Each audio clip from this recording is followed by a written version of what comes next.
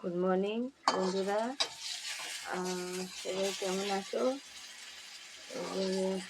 রান্নাঘরে চলে আসলাম। রান্না করতে এসেছিলাম তো ভোরবেলায়।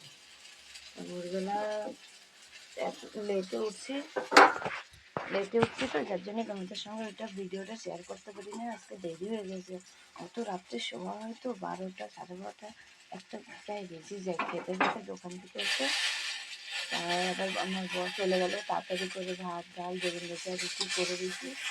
উনি আসতে হবে সেই 5টার সময়। এখন এগুলো ঘরের জন্য বানাচ্ছি। বেগুন ভাজা একটু তরকারি, রুটি বানাবো। এবার এই যে একটু ঢেঁড়স আছে, একটু ঢেঁড়সের তরকারি করবো। দেখুন আমার ঘরে পুরো জায়গা নেই, ছোটো একটু জায়গা, পুরো দুনিয়ার সামান ভরা। আজকে আবার বুধবার দিনকে আমরা আবার ঘর পাল্টিয়ে পুজো দিই হরিশ্চন্দ্র ঠাকুরের। মা শান্তি দিয়ে হরিশ্চন্দ্র ঠাকুরের ঘট আছে না, ঘট পাল্টায় পুজো দেবো।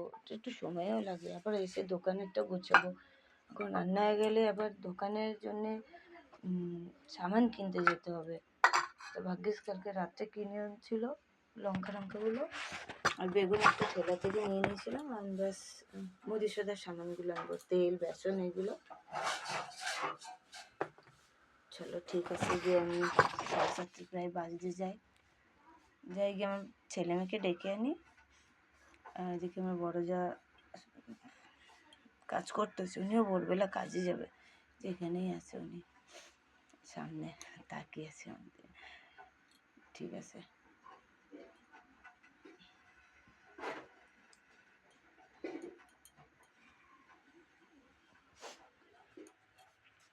ঠিক আছে বন্ধুরা, রাখি এবারে। আবার তোমাদের সাথে দেখা হবে নেক্সট টাইম। টাটা।